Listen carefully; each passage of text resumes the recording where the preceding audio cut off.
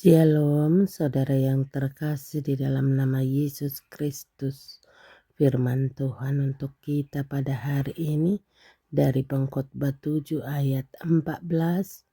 Pada hari mujur bergembiralah, tetapi pada hari malang ingatlah bahwa hari malang ini pun dijadikan Allah seperti juga hari mujur, supaya manusia tidak dapat menemukan sesuatu mengenai masa depannya.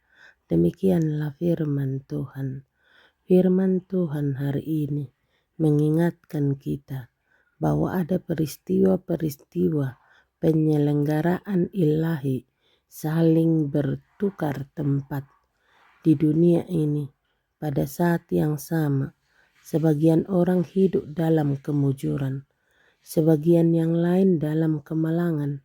Orang-orang yang sama pada waktu sangat mujur, pada waktu lain sangat malang.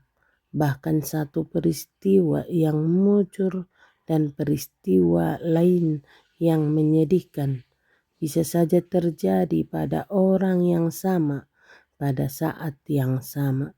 Keduanya berasal dari tangan Allah. Bukankah dari mulut yang maha tinggi keluar apa yang buruk dan apa yang baik? Ratapan 3 ayat 38.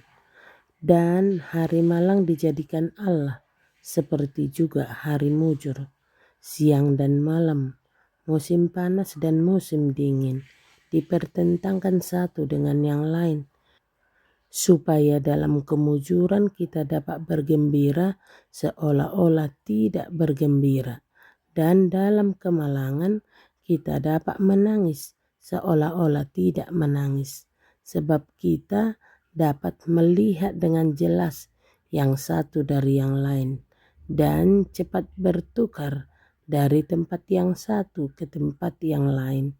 Dan hal itu terjadi supaya manusia tidak dapat menemukan sesuatu mengenai masa depannya, supaya ia tidak yakin sama sekali mengenai kejadian-kejadian masa depan atau kelanjutan dari keadaan sekarang, tetapi dapat hidup dengan bergantung pada penyelenggaraan ilahi dan siap untuk apa saja yang terjadi, atau supaya manusia tidak dapat menemukan apa-apa dalam pekerjaan Allah yang berlagak ingin diperbaikinya.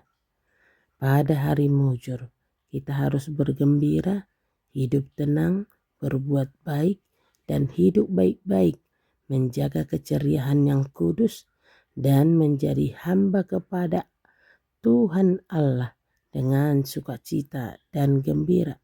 Pada hari malang ingatlah, masa-masa penderitaan adalah masa-masa yang tepat untuk merenungkan. Pada saat itu Allah memanggil untuk memperhatikan keadaan kita. Perenungan juga penting sebagai penghiburan dan penopang kita di bawah penderitaan kita. Amin. Terimalah berkat Tuhan, kasih karunia dan damai sejahtera dari Allah Bapa kita dan dari Tuhan Yesus Kristus menyertai saudara sekalian. Amin.